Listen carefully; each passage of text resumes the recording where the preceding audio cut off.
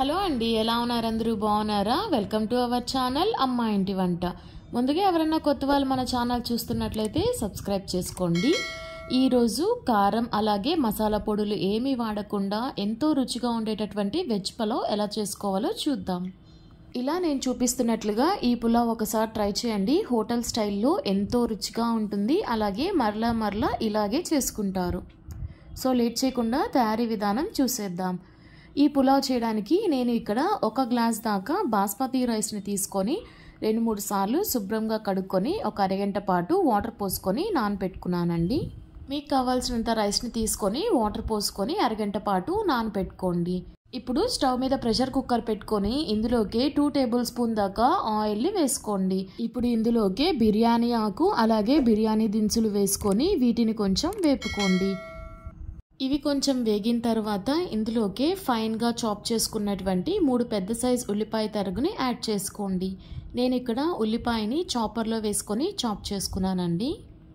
ఉల్లిపాయలు వేగి ట్రాన్స్పరెంట్ కలర్లోకి చేంజ్ అయిన తర్వాత ఇందులోకి 3 చిన్న సైజ్ టమాటాలని కూడా చాపర్లో వేసుకొని చాప్ చేసుకొని వేసుకోండి. అలాగే 3 పచ్చిమిర్చిని మధ్యలోకి కట్ చేసుకొని వేసుకొని వేపుకోండి. ఇవి కొంచెం వేగిన తర్వాత ఇందులోకి 1.5 స్పూన్ దాకా ఫ్రెష్గా గ్రైండ్ చేసుకున్నటువంటి అల్లం వెల్లుల్లి పేస్ట్ వేసుకొని వేపుకోండి. అల్లం వెల్లుల్లి పేస్ట్ పచ్చివాసన పోయి ఆయిల్ రిలీజ్ అవుతున్న సమయంలో ఇందులోకి వెజిటేబుల్స్ని యాడ్ చేసుకుందాం. నేను ఇక్కడ అరగంట పాటు నానబెట్టుకున్నటువంటి పచ్చి బఠానీని యాడ్ చేసుకుంటున్నానండి. అలాగే 1 కప్పు దాకా బీనీసు, 1 కప్పు దాకా క్యారెట్, అలాగే 1 కప్పు దాకా బంగాళదుంపని యాడ్ చేసుకుంటున్నాను. మీకు నచ్చిన వెజిటేబుల్స్ని మీరు యాడ్ చేసుకోవచ్చండి. వెజిటేబుల్స్ని వేసుకొని ఒకసారి బాగా కలిసేటట్లుగా కలుపుకోండి. ఇవి కొంచెం ఉడకడానికి ఇందులోకే ఇప్పుడే మనం 1 టేబుల్ స్పూన్ దాకా సాల్ట్ని యాడ్ చేసుకుంటామండి. వెజిటేబుల్స్ వేసుకొని ఒక 2 నిమిషాలు మగ్గిన తర్వాత ఇందులోకే 1 గుప్పెడు దాకా కొత్తిమీర తరుగు అలాగే 1 గుప్పెడు పుదీనా తరుగు వేసుకొని కలుపుకోండి.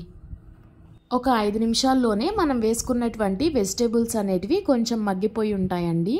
ఇప్పుడు ఇందులోకి మనం నానబెట్టుకున్నటువంటి బియ్యాన్ని యాడ్ చేసుకోండి. బియ్యం వేసుకొని మొత్తం ఒకసారి కలిసేటట్లుగా కలుపుకోండి. నేను ఇక్కడ బాస్మతి రైస్ని యాడ్ చేసుకుంటున్నానండి. మీకు కావాలంటే మనం వాడుకునే నార్మల్ రైస్ని కూడా వేసుకొని చేసుకోవచ్చు. మొత్తం ఒకసారి కలిసేటట్లుగా కలుపుకున్న తర్వాత ఇందులోకి మనం ఎంత అయితే రైస్ని తీసుకుంటామో అంతే వాటర్ని యాడ్ చేసుకోండి. నేను ఇక్కడ 1 గ్లాస్ రైస్ని తీసుకున్నాను కాబట్టి 1 గ్లాస్ వాటర్ని యాడ్ చేసుకుంటున్నాను. చూస్తున్నారు కదండి, వీడియోలో చూపిస్తున్నట్లుగా ఈ గ్లాస్తో 1 గ్లాస్ రైస్ని తీసుకున్నాను కాబట్టి 1 గ్లాస్ వాటర్ని పోసుకుంటున్నాను.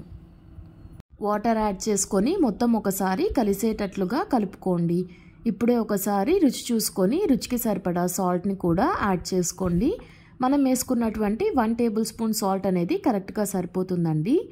ఇప్పుడు ఇందులోకి కొంచెం కొత్తిమీర పుదీనా తరుగు అలాగే 1 టేబుల్ స్పూన్ దాకా గీని వేసుకొని మూత పెట్టి 1 విజిల్ వచ్చేంత వరకు స్టవ్ మీద ఉంచండి. కుక్కర్లో ఉంచి 1 విజిల్ వచ్చిన తర్వాత స్టవ్ని లో ఫ్లేమ్లో ఉంచుకొని ఒక 5 నిమిషాల పాటు అలాగే ఉంచండి. 5 నిమిషాల తర్వాత స్టవ్ ఆఫ్ చేసేసి కుక్కర్లో ఉంచి ప్రెషర్ మొత్తం పోయిన తర్వాత మూత తీసి చూడండి. చూస్తున్నారు కదండి, మన పులావ్ అనేది ఎంత చక్కగా పొడి పొడిగా కరెక్ట్గా కుక్ అయిందో. ఇలా నేను చూపిస్తున్నట్లుగా ఈ క్వాంటిటీలో చేసుకున్నారంటే మీరు కూడా ఎమ్మీ పులావ్ని ఇంట్లోనే తయారు చేసేసుకోవచ్చు. మీ క్వాంటిటీకి తగ్గట్టుగా కొంచెం ఎక్కువ తక్కువ చేసుకోండి, సరిపోతుంది. అంతే అండి, చూస్తున్నారు కదా, అస్సలేం మసాలా పొడులు కానీ కారం కానీ వాడకుండా ఎంతో ఎమ్మీగా ఉండేటటువంటి వెజ్ పులావ్ తయారైపోయింది. ఈసారి మీరు కూడా ఇలా ట్రై చేసి ఎలా వచ్చిందో మీ కమెంట్స్ని నాతో షేర్ చేసుకోండి. ఇలా పులావ్ చేసుకొని ఉట్టిగా అన్నా తినేయచ్చండి, లేదంటే రైతాతో కలుపుకొనన్నా తినచ్చు. ఈ వీడియో నచ్చితే లైక్ చేయండి, అలాగే మన ఛానల్ని సబ్స్క్రైబ్ చేసుకోండి.